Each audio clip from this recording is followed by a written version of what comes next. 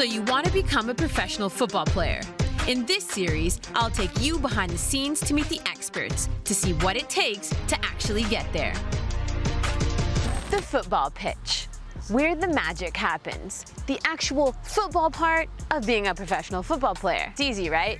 You can joggle for like 3 hours straight and meg anyone on your best day. Wrong. In professional football, it's the details that make all the difference. And performance on the pitch is not just about what your feet can do. According to FIFA, there are over 200 million active football players in the world. Not even 1% make it professionally. So you have to set yourself apart from the rest. But how?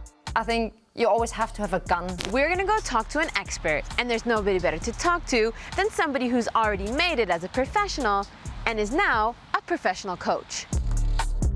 That's Julia Simic, former pro, Germany international, and now coach with Germany's youth teams. She also runs her own football camps and is a TV pundit. Hello. Hi.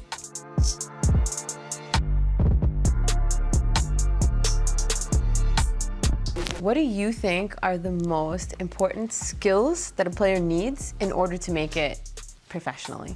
I think the most important thing would be just the focus, to have that goal and to commit to that goal and also sacrifice other things for this. Obviously there's talent and there's a lot of other skills and a skill set you need to become professional, but the main thing is the passion that you love to sacrifice other things just because it's your main priority. You love to also train when there's bad weather or when it's about waking up very early or to probably miss a birthday party or a wedding. And I think if you don't love it more than other things, you won't make it, not long term.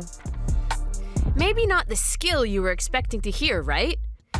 Nowadays, social media is full of trick shots and techers, but making the jump to the professionals is so much more than just having good skills.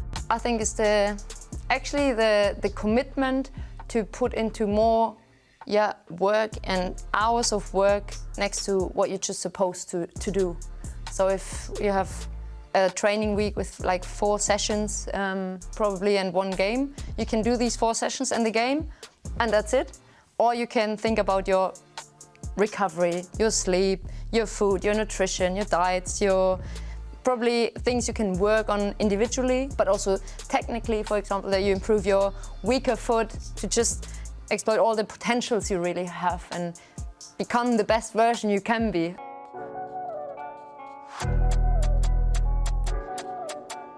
Not to say you don't need skills, because you do. Your skills are your basic tools. They're what you can use to help you get into and out of different situations on the pitch. The more tools you have to use, the better prepared you are in games.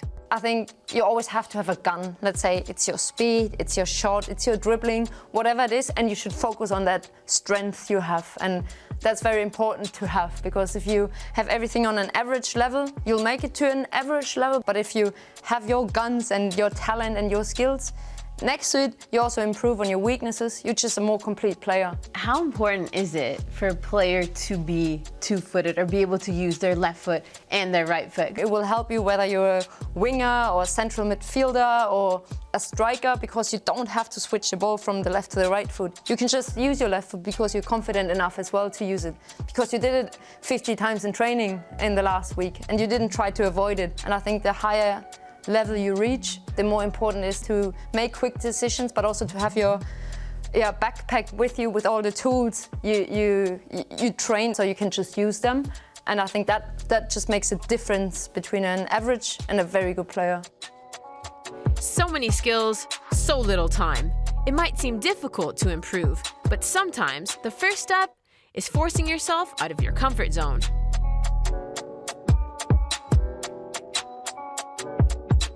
The players sometimes ask me, do we have to shoot here with the left foot, or do we have to cross the ball here with the left foot? I said, look, yesterday all you guys were telling me that you want to improve your weaker foot. Now it's the time to do it.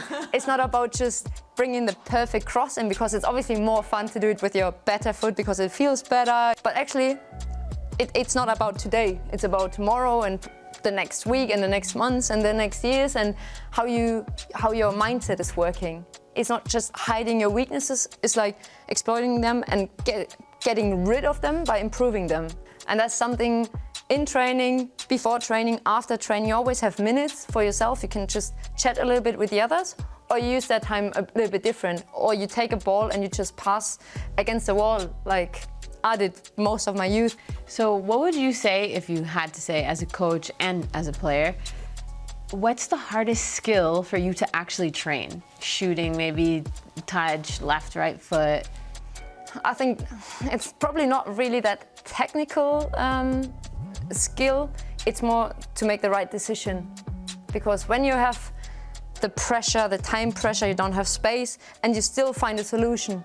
But for this, to find the right decision, you have to have all the other drills really set up for yourself to then just use and pick. This is why we try to do a lot of small-sided games with the girls and the players, just to always put them in a challenge, to stress them in training already, so the game doesn't become so stressful anymore.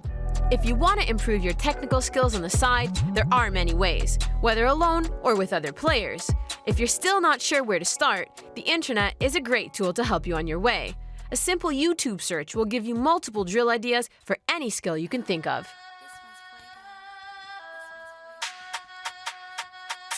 Having talent and consistently working to improve your game and strengthen your weaknesses is crucial to becoming a pro. But another thing Julia mentions is the mindset and the mentality that it takes to make it. I think it's a wide range, obviously, a wide range of skills you have to bring. It's definitely the talent. I think that's the main part of it.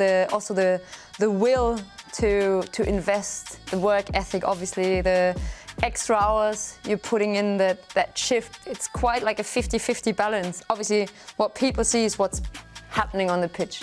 But what people don't see is what's happening off the pitch. But that has a big influence on your performance.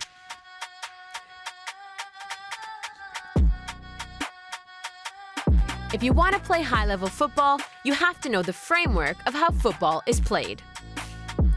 4-4-2, 4-3-3, 4-2-3-1. There are many different tactical systems which require players to work together as a team while knowing their individual role in the system. Think of Pep Guardiola's tiki-taka or Jurgen Klopp's gegenpressing. I think the older you get and become, obviously tactics are getting more important. You're not playing a single sport, and I think that's important to just get the automatism into the group, and everyone has to do their job first of all, and then the group can work together, and then it becomes a great thing. It's not so important for an 11-year-old girl to put all these tactics on her. They should just enjoy themselves. But the more older you get, and team tactics are more important also to win games. And don't worry if you don't have an ex-professional as a coach. There are still ways to improve your tactical knowledge. I think a lot comes with watching football games. You can watch it from two different perspectives. So you just watch probably the goals and you see the atmosphere and the emotions, but you won't really see how do they set it up, where are they moving in between areas and all these little tactical things. I think when you watch a football game, you can also look at different things. We have some girls, they are very addicted to football. They know the tactics from Chelsea, from Barcelona, from all teams around the globe. They are also thinking about, all right, what clever decision I can maybe make on the pitch, or how can I improve my game by just watching other players. YouTube is a great platform to do that. When you watch, I would always watch Iniesta and Messi and all these kind of players. You can improve your game a lot because you can just see where are they working it and what spaces, what areas are they exploiting, and what are they doing before probably they get the ball already.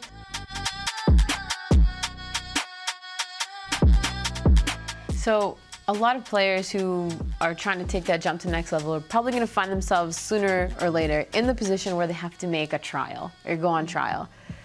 So if you could give somebody advice for how they could approach a trial, what would that advice be? I think it's very easy to say just relax and don't fear anything and try to calm down, and I've been in that situation as well, and you can't just relax if you're not that person to relax naturally. What's important and what you can influence is what you're actually doing then and how you deal with all that stress around you. And I would rather have a player who's brave and confident in a certain way and who's willing to make mistakes I think that's a very good skill to have as well, next to being actually good on the ball and making the right decision. And I think that's something very important for a trial, that you keep trying, even if it's the worst day you probably have in your life, whatever, but you're still trying. And I think that's something they will also pick up on. And if it's a tough decision, they would still think about you and have you in their heads. Since standing out is so important during trials, players might be tempted to try and change the way they play. But it's important to be yourself.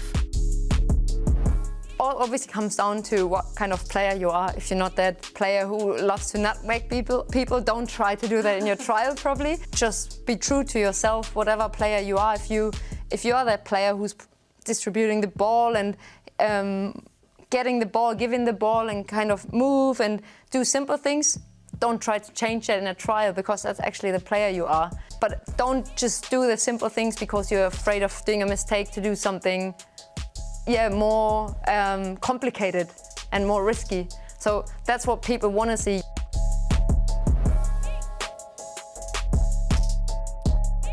So after all that, let's see what Julia thinks. What's the secret to making it as a pro? I think it helps to have talent.